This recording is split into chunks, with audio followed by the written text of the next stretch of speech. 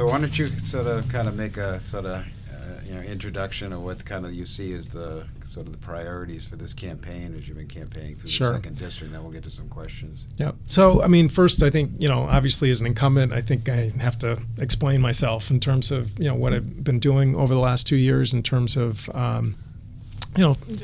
establishing a record that people in the district can believe in. And I actually think even as polarized and difficult as the 114th Congress has been, I can point to some pretty specific benefits that have occurred over the last 2 years because of the work that my office has done, both in Washington and back here at home. Again, this is the first term that I am just completing as ranking member on C-Power.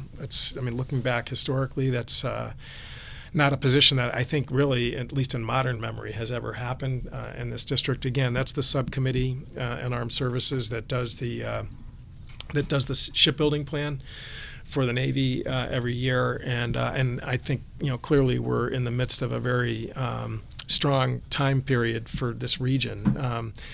The American Shipbuilding Association actually ranked shipbuilding employment by congressional district and state. Connecticut is now fourth in the country in terms of shipbuilding employment, and the second congressional district is actually second in the country in terms of shipbuilding employment. And again, I think the ramp up of Virginia, which started in my first term, has now really hit this very virtuous level where when I was with the Secretary of the Navy a couple days ago, there are 5 boats in the yard right now. The Illinois, Colorado, Vermont, South Dakota, and the USS Rickover. We haven't seen that kind of chock-a-block visible work in that shipyard since the 80s. And when the Illinois gets commissioned at the end of the month with Michelle Obama, again, this backlog from the contract that was executed a couple of years ago is just going to keep the work flowing. And that's why, again, 1,500 hires this year at EB. There are about 1,200 right now in terms of hitting that goal. There was 120 job openings just 2 days ago. You guys hosted the job fair on Monday, which EB was the busy table, according to Lee Howard, and we're just seeing evidence of the ripple effect in this region in terms of new housing projects that have now started to materialize in long dormant lots and facilities. The supply chain effect in terms of the state is there's roughly 500 suppliers that are feeding in to EB. We had a gathering over at the Norwich Holiday Inn 2 weeks ago with the Eastern Manufacturing Alliance to get more people engaged with the folks who make that kind of work. There was about 50 companies that showed up. Only a handful actually were supplying into EB. And 2 days ago, I was up in Stafford Springs at TTM Technologies. They've just signed a contract with L3, which is going to be one of the big suppliers for the Ohio Replacement Program, which, again, is the next class of subs that right now is pretty much concentrated in engineering and design work in terms of employment in this region. But they cut the first steel in August, and we're now going to be sort of really moving towards actual real production in that area. And that's why I think it's important to have somebody who I feel like the district's invested in me in terms of getting to that point in terms of seniority on that committee, and because we have challenges ahead. I mean, the balancing the high cost of the Ohio program and keeping the rest of the shipbuilding account in the Navy sort of not getting suffocated, I think is really going to be a big job for the next Congress. And again, we've worked on the National Sea-Based Deterrence Fund as a way of trying to take that pressure off the shipbuilding account. The Navy League recognized my work. What are we calling that? It's the National Sea-Based Deterrence Fund, and the Navy League, which represents about 50,000 folks across the country whose mission and agenda is boosting shipbuilding for the Navy. This year, again, once a year, they recognize one member out of the 535 House and Senate members. The last 6 years or 5 years, it's been Republicans. This year, I was awarded the Sea Services Member of the Year award. John McCain was last year's recipient. And I think that there is a recognition that the work that our office does is really been not just along for the ride, that we've actually been in there with our sleeves rolled up, writing the language and the Sea Power mark, as they call it, to advance that. There have been other projects that we've worked hard on in the district in the last 2 years, getting UCFS, United Community and Family Services, their federal recognition. That took 5 years with the Department of Health and Human Services. But again, that's a program that provides health care for 17,000 patients in the region, and that's going to grow because now they qualify for an enhanced reimbursement for the services that they provide, and they also can get capital investment, which is now going to materialize in Griswold with the. Why did it take 5 years? So the problem was that we had generations sort of in the region when 5 years ago they had a footprint in Norwich, and the Health and Human Services will not give two federally qualified centers in the same region recognition. So we had to kind of work through generations sort of stepping back from New London County. They are now pretty much a Windham County operation. And then, it was a competitive grant process, and we just worked and worked and worked. Chuck Seaman, was a hero in terms of just, keeping them focused on that. But I was on the phone. We had meetings. We pushed really hard to get that done. And, it's a wonderful program. I mean, they just do really outstanding work there. And by the way, when I think, the next round of sort of funding for heroin opioid services, it's going to be the federally qualified centers that are going to be the vehicle for getting that done. Again, there have been individual little sort of legislative victories. The Recovering Missing Children's Act, which the president signed into law a couple months ago. Again, that was another 5-year journey, but we got it done, which allows the IRS to share identifier data from tax forms with local police departments for kids who are missing. Incredibly, there are adults who have illegal custody of children who still claim them as dependents on their tax returns, but the privacy rules barred the IRS from sharing that data with the police. So Eric Paulson, Republican from Minnesota, and I had a bill that carved out an exemption from the privacy laws to allow IRS to share that information with the police. There are about 2,000 of those cases a year, according to an audit the IRS did a number of years ago. It's hard to believe that anyone have the nerve to claim him as a dependent who has Was there a Connecticut case that sparked you to do No, that? actually, it was the New York Times did a story a number of years ago about the fact that this incredible disconnect existed in the system, that one arm of the government knew where kids were but couldn't share it with the other arms of the government. And moving forward, I think, as I said, we've got challenges in terms of, keeping the momentum and the funding stable for, this, burst of employment that's happening in the area. When Secretary Mabus was here the other day, he talked about the fact that there's going to be a new force structure assessment for the Navy. The last time that was done was 2004, and the world looked a lot different. And as he said, Admiral Richardson, who's the head of the Navy, was willing to bet a paycheck that they're going to go above the 300-ship Navy to a bigger number. And, a lot going on in the world that kind of explains why, that is I think, in our national interest. And again, so the work on that subcommittee is going to be very challenging, and but I think I'm ready for that, and can point to real evidence about the fact that we can handle it. On the Education and Workforce Committee, higher education still was the biggest disappointment of this last Congress. We again were amazingly unable to get traction on the Bank on Students Emergency Refinancing bill that myself and Elizabeth Warren introduced in the two chambers, that would allow high interest legacy debt to be refinanced down to put more money in people's pockets. Our bill would put $50 billion in the pockets of people who are paying these 8%, 9%, 10% loans in both private and public loans for student loans. And the government gets a windfall from those payments that come in, and that was never the purpose of the Stafford Student Loan Program. So I have 182 co-sponsors in the House. Unfortunately, they're all Democrats, and we don't have a majority. But that's just for starters in terms of. Vote? We can't even get it. We can't even get it to a hearing.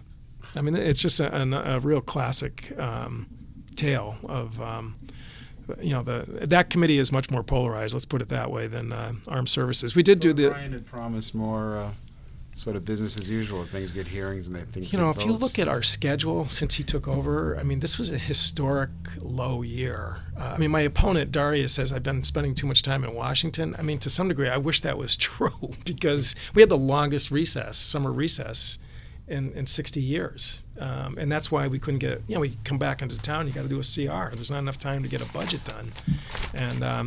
And so, a lot of this stuff is stacked up. But we need a comprehensive higher ed reauthorization that would go in and do much more than just manage debt. We need to really talk about, bringing down the costs. I mean, I think, Bernie, to his credit, really, brought that issue to the front burner, and Hillary, to her credit, has responded with, I think, a really aggressive plan for debt-free college and tuition-free college for families up to a certain level, and all that's realistic. I think it's a very ambitious. But the point that we're now in a place where we're talking about what is the scope of the relief that we're going to get and how we're going to do it. That's just a huge sea change from where we've been.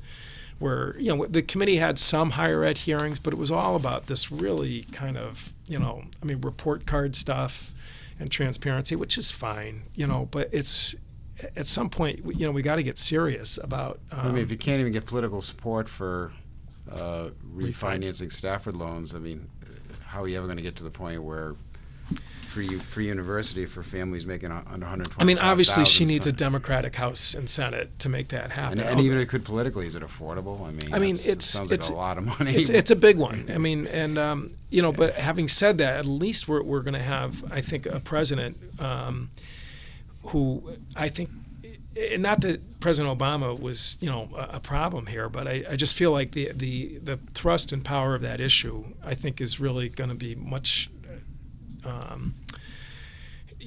more of a environment that will allow us to move forward on it. And I do think the Senate will become Democratic, and Bernie Sanders looks like he could be the chairman of the HELP committee, the Health, Education, and Labor Committee. And again, things are starting to get interesting even in the House with some of the the polling that's been out there right now. And having said that, that's in terms of the Education and Workforce Committee, that's still the area that just screams out for action. And I think I can point to the fact that I've been a leader on that issue in our caucus.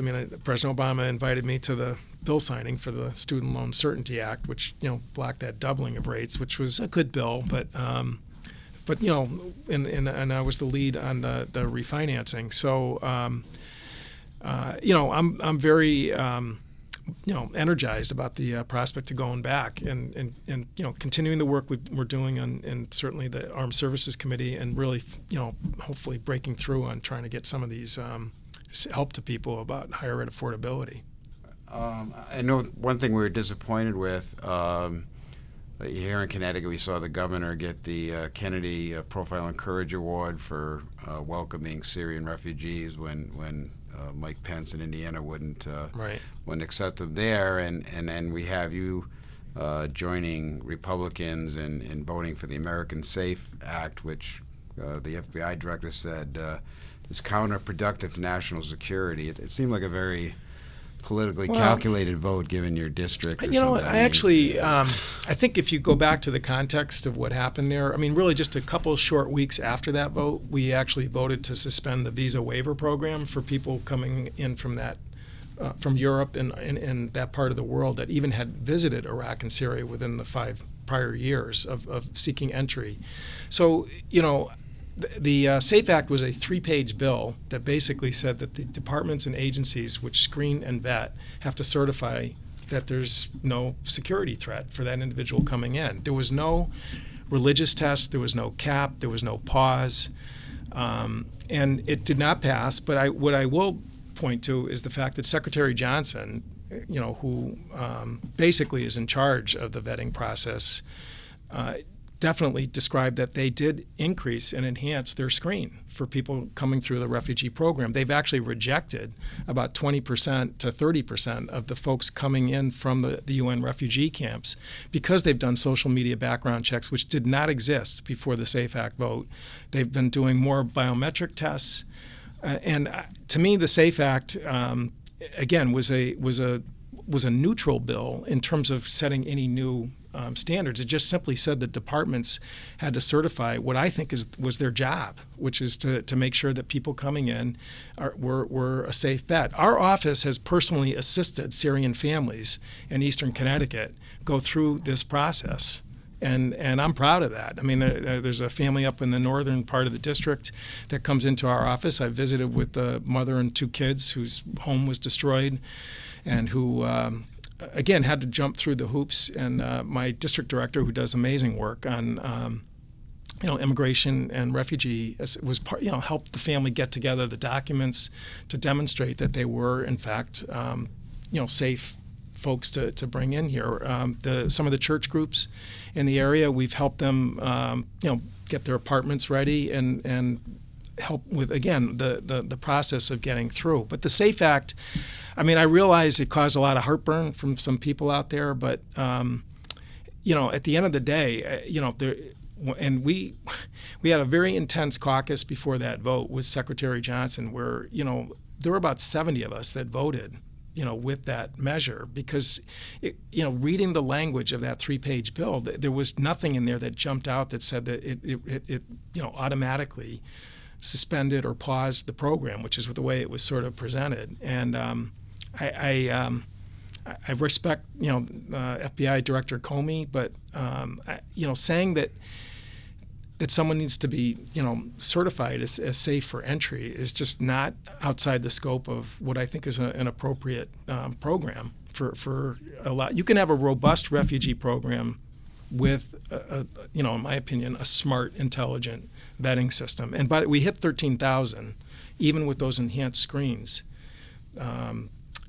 that Secretary Johnson talked about. Again, President Obama's goal was 10,000 for this year, and when they closed the books for the end of this fiscal year, they actually got up to 13,000. It was slow at the beginning because they actually were revamping their screen. Jump in. I know I can't have some time to monopolize things. How many terms of this are you seeking now? How many terms? This is the 6th term. Okay, so when you came into office, I think that the party was still sort of fundamentally connected to the change in the Clinton years and the Lieberman years of the party sort of shifting to the center. And I think definitely in this election, it'd be hard to argue otherwise, has been a move back to the left. I think Senator Sanders, you alluded to earlier, sort of demonstrated that there was a kind of a thirst within the party to kind of push more back to some progressive roots. And I was wondering how you view if you agree, you see maybe a shift back left, and how do you view that, whether it's good or bad for the party? So I think again, in the intervening period, we had a very traumatic economic downturn. The worst recession since the Great Depression. And I do think that, this has been a really hard recovery, particularly for a lot of middle-class families. So that issues like, paying for their kids going to college, the fact that we have not increased the minimum wage since that first year I was elected, and the national minimum wage is still $7.25 an hour, which is appalling. And that, we have seen that the gap in terms of income explode during that time period. It's to me, it's not really the party that's necessarily kind of chasing trends. I mean, the country is looking for action in terms of these areas, and the biggest issue where I think there's been a strong change is on trade. The fact is that the trade deals of the past have really, I think, turned people off in terms of whether or not, we really gave away too much in terms of, protecting core manufacturing and sort of lower end skilled jobs in this country, and that's where I think if there was a Clinton sort of legacy or sort of brand, that is, we're in a different place right now, obviously. If you look at the vote on fast track, it was a pretty large majority of us that voted no on fast track. And I think, if there's an effort to push TPP through in the lame duck session, it is going to be a tall order for the White House. Where do you stand on TPP and so? Well, unfortunately, the draft that came out, which Ford Motor Company rejected within hours, has not sort of reflected what I think is the bitter experience of the trade deals before. There's no adequate protections for currency manipulation, which has been a just persistent problem in terms of past trade deals. And even though the administration tried to put in sort of side language, it's not incorporated into the actual document itself. And until you do that, again, it's not just a labor issue, it's also a manufacturer issue, which Ford Motor Company, I think, is kind of the poster child in terms of why it's flawed. There are other problems with this trade deal. Again, out of the 11 countries that it covers, about 5 or 6 of them we already have free trade agreements with. Australia, we've had a free trade agreement with for years.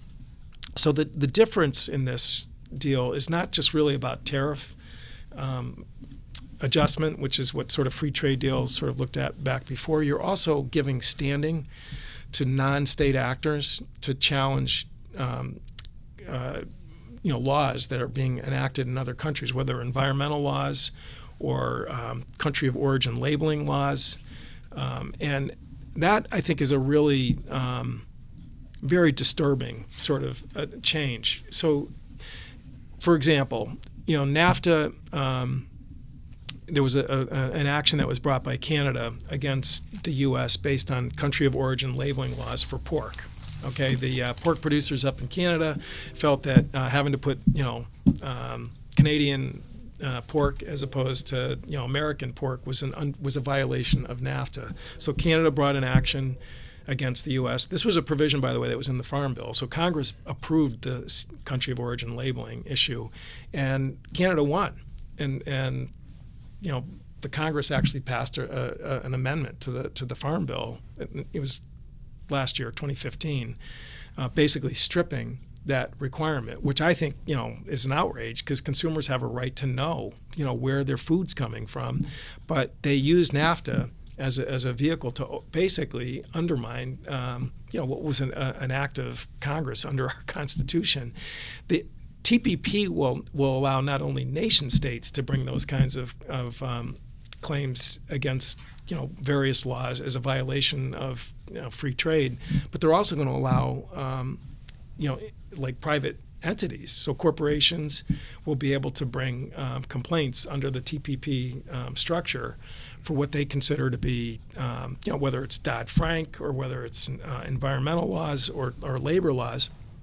This is Elizabeth Warren's, by the way, biggest critique of TPP. So it's not just about tariff adjustment.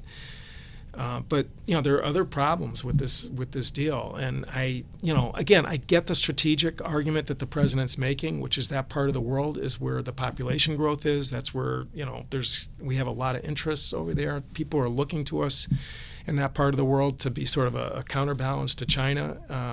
But that doesn't mean you get carte blanche, to write a deal that is really, I think, going to haunt this country. When you vote on trade deals, it's like going to war. These things you don't, some people are like, let's go back and amend NAFTA. Good luck. Really, it's just, it's like taking back a war vote. And that's why I personally would hope that the president would sort of step back and say, you know what, I did my best. Let's turn it over to another administration and sort of see, if they can figure out a better way. That's what Bush did with Korea and Colombia and Panama. He negotiated pretty much 90% of those deals, and then those were approved under the Obama administration. So, but we'll see. They seem pretty intent on trying to force a vote when we go back in November and December. While on trade agreements, do you support price supports for the beet sugar industry and tariffs to kind of bolster that industry? Well, it's for the producers, and the answer is yes. I mean, I think that the producers who are the growers and when I was on the Ag Committee, came up, in my opinion, made a pretty powerful case that if we just lower all those tariffs, beet production will go out of existence because cheap sugar will flood the U.S. Wouldn't that benefit consumers, though? Well, I mean, there's a good case to be made that sugar consumption probably is, high enough as it is. Okay. So I don't think that. I mean, I think there's a good public health argument about why cheap sugar isn't such a great idea. Okay. We don't have a big beet sugar industry here. We don't. Again, being on that, I just saw that they were one of your top 5 contributors. Yeah. So no, they're very Crystal aggressive, Sugar, and they make their case. But to me, it is consistent with Make It in America. These guys. They are very good about going out and talking to members and making their case. Right. But again, this is not the Hershey's. Just kind of stuck out like a sore thumb. No, because you got Boilermakers, you yep. got General Dynamics, right. sheet metal workers, and then you got the American Crystal Sugar. And we have people in Connecticut. I mean, Pez, which is in Connecticut, and a couple. They want cheap sugar, so they're on the other side of that issue. So.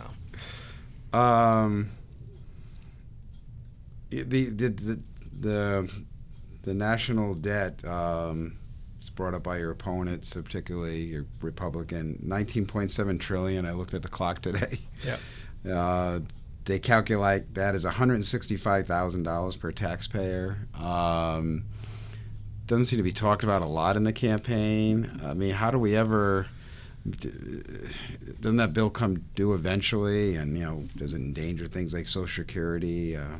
So again, the trend line in terms of deficit spending has come down dramatically since the height of the recession when the president took over. I mean, it's around 2 to 3% of GDP, which when you step back and look across the world, that's a pretty stable, manageable number. Having said that, I do think that at some point, the world economy is going to change, and the cheap interest rates and I mean, we're getting bargain, rates for Treasury notes right now. That's going to change, and if we don't do something structurally about the debt, I mean, then that is going to bite us. Having said that, I mean, I still believe very strongly that the primary sort of structural problem is the Bush tax cuts, and I think Secretary Clinton, has a very solid plan to, rebalance what I think was, we had a pretty good place right now, in this country back in 2000 when President Clinton left office. I mean, it was the first time there were surpluses in our adult lives, and the biggest change, obviously, was creating, in my opinion, very unfair and inefficient reductions for people at the tippity top marginal end, and also some of the short-term capital gains, that should not be given preferential tax treatment. There's just no justification for that. It doesn't do anything for the economy. Mm-hmm. So, there's ways we should be looking at cutting spending and being smarter about it. I mean, going back to higher ed, if you look at the Title IV programs, Pell and Stafford, we are throwing money away on some of these for-profit institutions. I mean, thank God we finally suspended ITT Tech. They lost their certification, accreditation, and they were thrown out of Title IV. But if you look at those institutions, I mean, they operate almost exclusively on public dollars, and the value of their degrees in many instances, whether it was Corinthian, which was another one that was thrown out of the program about a year or so ago, but they're not the only ones. So there are smart ways we can reduce spending, but I do think it's got to be with the Republicans. It's always just a one-sided approach, mm-hmm. which is just gut investment in my opinion, key domestic priorities, and cut taxes more. And that doesn't solve the problem. I mean, Trump's plan, I mean, is just would result in an explosion of deficits. Does that complicate your argument for building the Columbia class? Well, again, it shows why basically off budget or off defense budget. Well, the thing about that fund is that when you look at CBO, Congressional Budget Office, and CRS, they actually looked at not just the fact that it's an off budget account, but also we gave sort of acquisition authorities to the Navy in terms of how you pay for it that will result in savings. Again, Secretary Mavis, when he was here last week, talked about how we built 10 subs for the price of 9, and that was because we changed the budgeting system so that you could do multi-year acquisition, kind of like going to Costco instead of a boutique store, to pay for shipbuilding. And the fact is we can do more of that. I mean, there's language in this year's defense bill for what's called continuous production, which CBO and CRS said would save buckets of money. I mean, because of the appropriations process, there's inefficiencies that are built into how we pay for ships. And again, our area, we're the all-stars in terms of ahead of schedule and under budget. But I mean, you start going to surface ships like carriers and LCSs. I mean, we're not doing a good job in terms of how those are paid for. The stealth destroyer that's finally on the water. Right. That was many times over budget. That's right. And we're only going to build 3 of them. So I mean, they were supposed to build 200, I think, when it first started. Daria Novak, she wants to, her big issue when she came in seemed to be returning us to the gold standard. Yeah. Well, it's,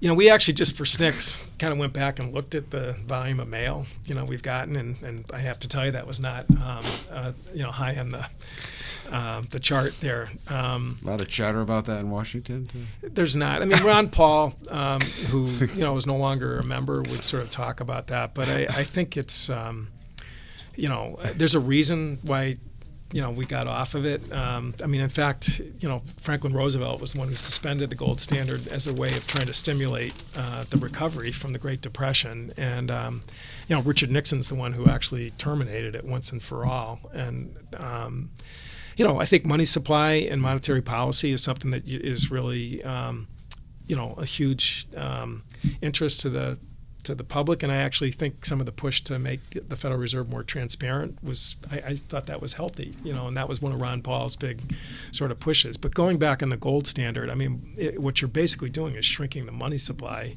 because you have to align it with a precious metal. And I think the economy would seize up. I mean, interest rates would go through the roof. And by the way, Milton Friedman, who's no slouch when it comes to conservative economics, we actually kind of went and did a little search on that with him, and he just completely dismissed the gold standards as just a totally antiquated notion that doesn't make any sense in a modern economy. And he was a big monetarist. I mean, that was his focus was almost exclusively on monetary policy. Kind of locally, what's up with the rail line? You won the Tiger grant to build the freight rail line up through the state. Yeah.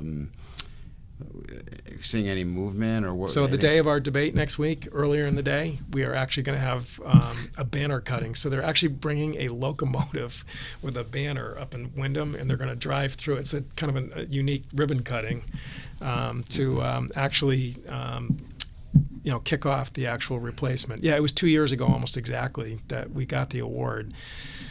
The awardee was the state of Connecticut, DOT, and we called them, I think, once a month to find out, when is it coming, and it just took forever. But the good news is it's here, and it should move fast. I mean, it's a very simple project. You're just tearing up the old rail, and I mean, they actually have like a, it's like a, rolling pin that just kind of lays out the new welded rail, and it's going to be a good day. I mean, we're doing it up in Wyndham, because it goes up through Willimantic as well, and we'll let your guys know. But I think it's long overdue, but it's going to happen.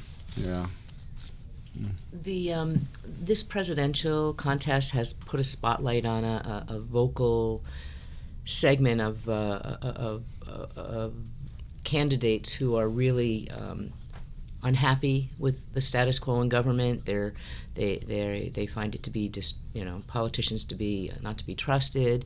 How do you understand where they're coming from, and what would your answer be as you're out campaigning to people who are just fed up with the same people going back like yourself? No, it's a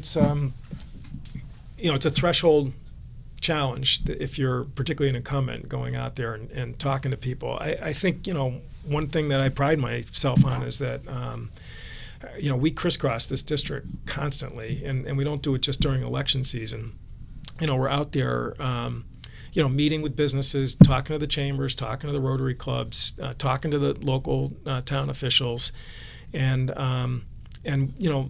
as I said, I think the ultimate sort of source of it is the fact that this was such a difficult recovery from a brutal recession, and trying to promote pro-growth initiatives is really been mission 1, 2, and 3 for my office. So yesterday, we had a groundbreaking up in Wyndham with a USDA rural development. One of those 40-year loans that are dirt cheap to build a new mental health center up there, United Services, that they've been trying to get off the ground for years. Again, promoting the supply chain, manufacturers to get connected to this opportunity that's out there right now. At the shipyard, we held the trade summit.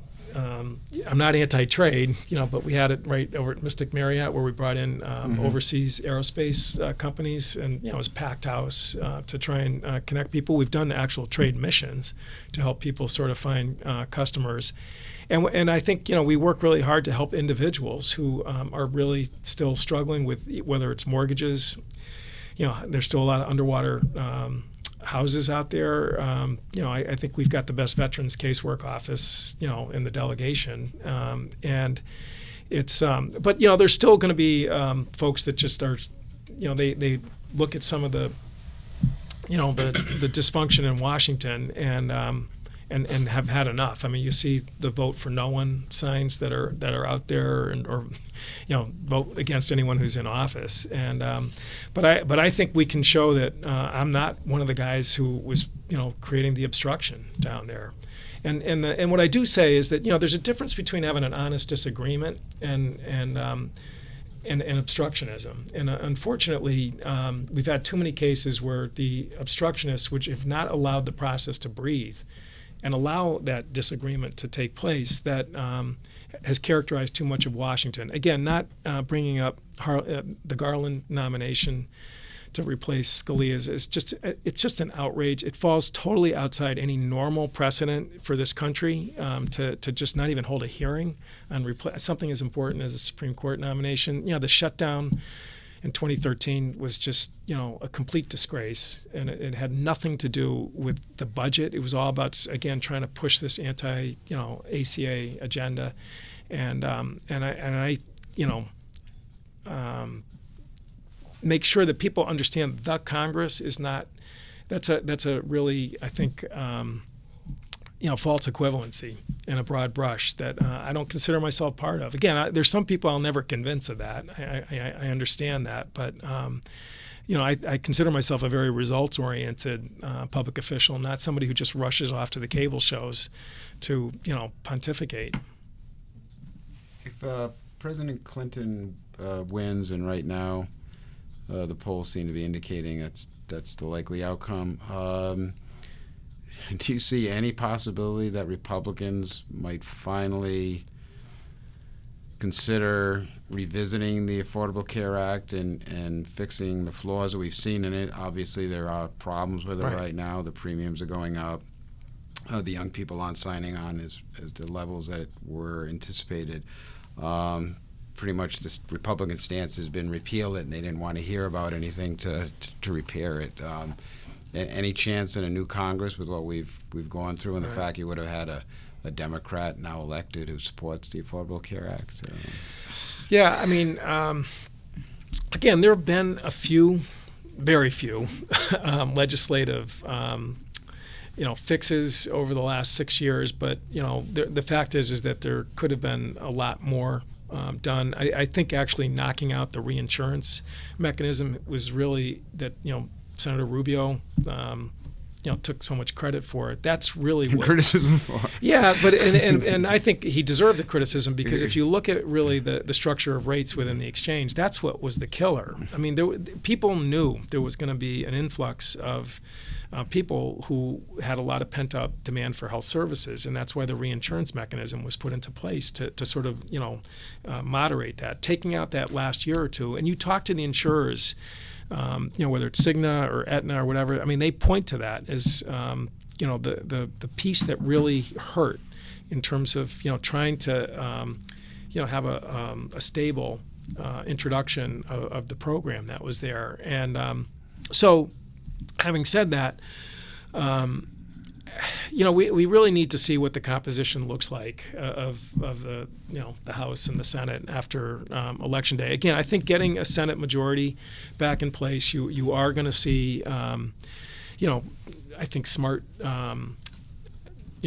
modifications and amendments. The normal sort of blocking and tackling that happens in Congress and legislatures to fix problems, and whether or not the other side will totally control the House, and if they do, whether they would engage in that, just remains to be seen. But in this district, again, just to step back, the Census Bureau came out with their figures for the uninsured by congressional district. In the 2nd congressional district, it's 3.7%. That's the lowest of the 5 congressional districts in the state.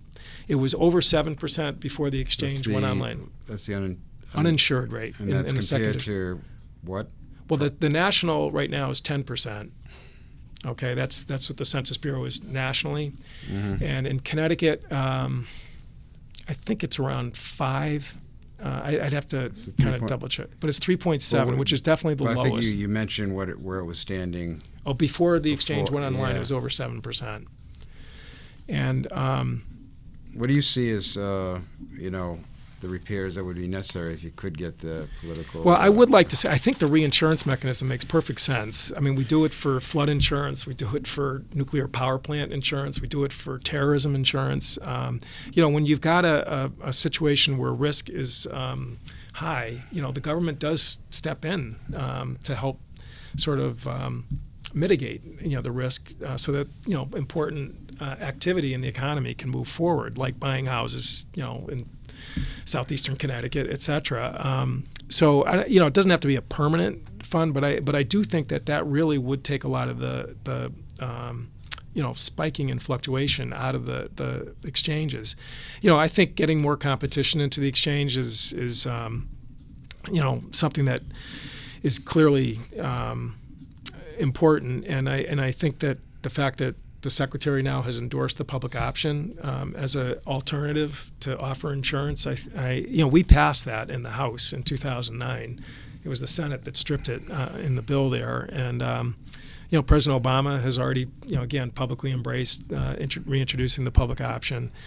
So, more competition, stabilizing the rates. I think, frankly, prescription drug prices, which is also a big cost driver that, Health Affairs, which is the big publication that does health reporting, came out with a study just a week or so ago that documented the fact that particularly brand name drugs and some of these specialty drugs have really just gone through the roof. And is there some kind of price control on those? Well, what's interesting is that a lot of plans get rebates from the drug manufacturers from these high prices.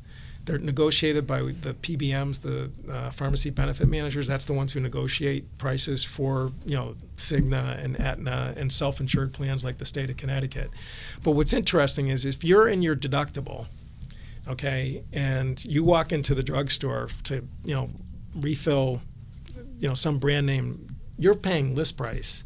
You don't get the benefit of the rebate, even though you're in a plan that negotiated a rebate with the drug manufacturers. Bloomberg News did a very good story a couple weeks ago about how, and the EpiPen thing sort of flushed this all out, which is that people who are in low deductible plans or who are in a place in their coverage where they are, the drugs are coming through the third party payer, they get shielded through the rebates. But if you're paying directly, you're not, and that needs to change. I mean, because rebates now are they're part of the reason why prices are going up, because manufacturers are like, okay, if I have to give back a 50% rebate to Cigna, then I'm just going to raise my price. And price controls, I think is hard for me to imagine us ever getting to that point. But there's no question that this system needs more transparency, and that if there's going to be rebates out there, then everybody should share in terms of those discounts, and not just the folks who are negotiating it and the third party payers. So there's a lot we could do, and Secretary Clinton's plan, which would help people with out-of-pocket expenses. Again, the deductibles and the co-payments are a huge hardship for people out there, and she would extend tax credits to help sort of soften the blow on that. But one thing, as long as you got the camera on here, Rand Corporation did a study of Trump and Clinton's health plans. Again, Obamacare has added 20 million people to the insured ranks of this country. Trump says repeal, and the only replacement that he has is making premiums tax deductible, which does nothing for people who itemize, or who don't itemize rather, on their taxes. And he talks about allowing insurance to be sold across state lines. I mean, that's his plan. So their finding is that 25 million Americans would lose their health coverage under the Trump health plan. Hillary's plan, which costs some money, but would actually expand that universe of 20 million to roughly about 30 million that would be covered. And again, Rand Corporation is not a Democratic think tank. It's not some progressive, group with an agenda. They just ran the numbers, and so what he's offering is just a complete step backwards to pre-existing condition exclusions, kids not getting covered through their parents' plans. I mean, all the stuff that I think, the nation clearly, if you look at the polling, has agreed, were positive steps forward for the country. And we need to fix it, not destroy it. The Connecticut passed a pretty progressive gun law, one of the right. And President Obama says one of his biggest disappointments is he has been unable to get any sort of gun reform through the right. Congress.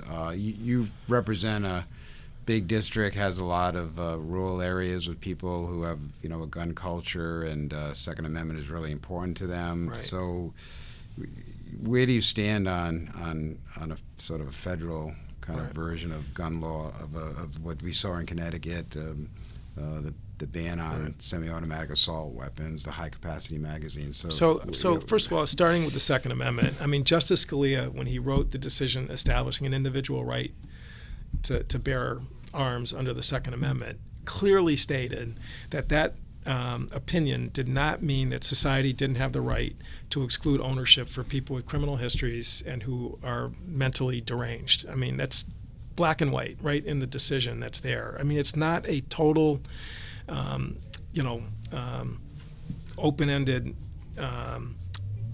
permission to allow anybody to buy guns under any circumstances, or even the nature of guns. He also said it doesn't mean you can go out and buy, bazookas. Unusual weapons. Right, that's right. So the question, Congress as a matter of constitutional, and I think it's important to just sort of check that box in our discussion here. This is about the scope of what's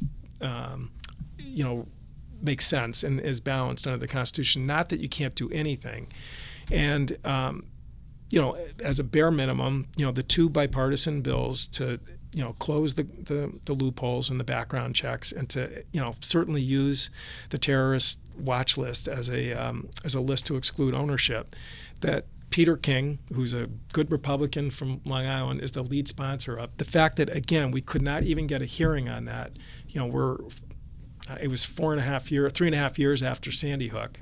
We could not get a hearing. That's where, again, we're back into the obstruction realm as opposed to just disagreement. And so I was part of the sit-in in the well of the House. And I know my opponent says, sitting down on the job. The fact of the matter is that was the first time the House chamber actually had a discussion about gun violence in the entire 6 years that the Republicans have been in control. I mean, we were there for 26 hours. It was the most highly watched event in C-SPAN in the House of Representatives. It was 800% increase in viewership. And it was something that I think really galvanized the country's attention, that focused on the fact that there are solutions out there. We're not helpless, either constitutionally or legally, in terms of moving forward on ways to respond to this. And it's not Congress that won't do it. It's a faction of Congress that the gun lobby has wrapped around their fingers.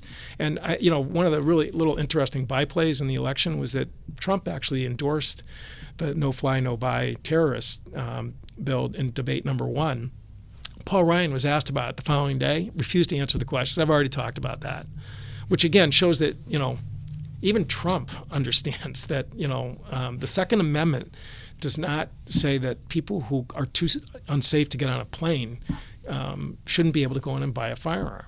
And, that's where if we did have, I think, a change in control of the House and Senate, I think you would see quick movement towards those two measures, certainly. And that was the focus of the sit-in that was there.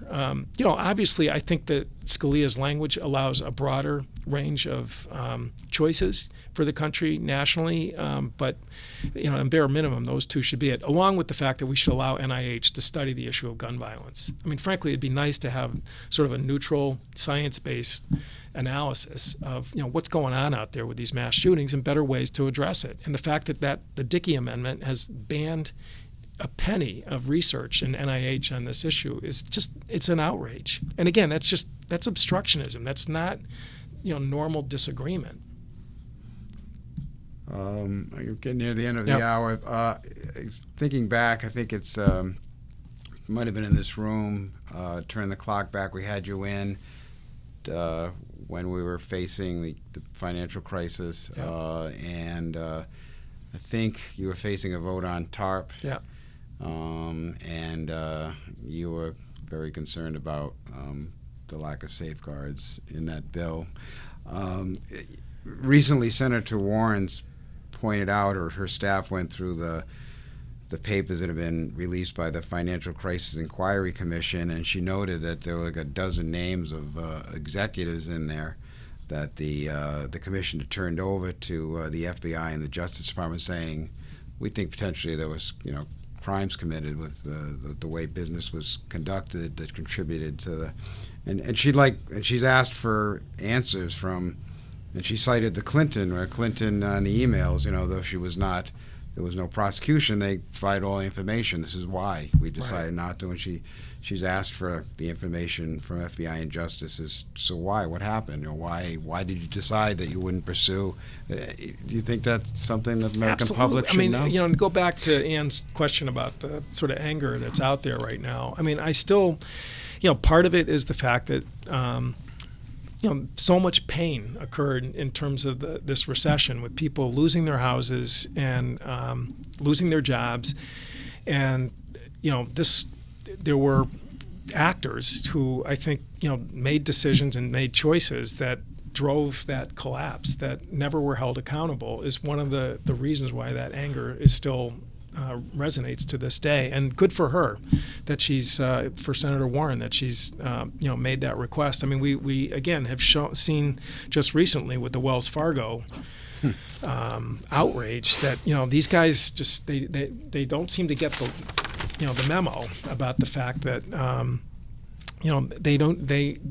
these institutions are really about they should be built around trust with their customers and the community, and not sort of an opportunity to sort of get rich quick. And I think she's absolutely on target. I still think that a better TARP could have been crafted that would have forced the banks to take more of a haircut in terms of the way these mortgages were liquidated, and I think it really hindered the recovery. That homeowners weren't given the same opportunity to get relief that the institutions have got this massive infusion of cash to prop themselves up. All right, we're kind of reached the end of the hour, Yeah. giving everyone an hour. If there's anything you want to say in summary, we covered a lot of territory, never Right. cover everything.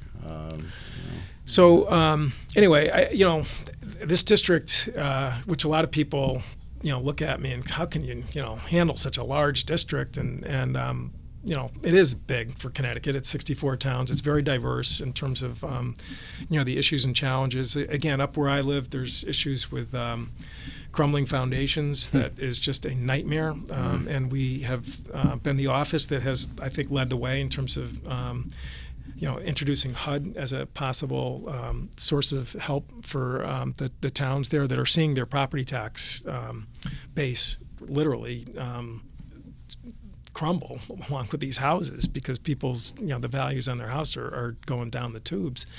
And whether it's that or helping, again, with some of the infrastructure up in the quiet corner where communities don't have the property tax base to build fire stations, and we have been pushing USDA rural development up in that area with meetings with nonprofits and municipal officials. The heroin opioid, we have crisscrossed this district with SAMHSA, which is the funding agency from Health and Human Services, about helping some of the groups that are engaged in prevention and education. We did pass the CARA Act, which I was a conferee on. One of the, there was 2 of us from Connecticut out of the about 40 or 50 that were on the conference committee. Elizabeth Esty was the other. And, it was a good bill. It made some changes. It expanded medication-assisted therapy, but we have a lot more work to do. And that's why I don't think President Obama put a lot of fanfare when he signed the bill. It was a very quiet bill signing ceremony because we need to do a lot more on that. And but we I think have a great office that's very engaged with stakeholders throughout the district, both in the private sector and the public sector. The veterans community is something that I think we have an incredibly strong connection and relationship with, and I think it's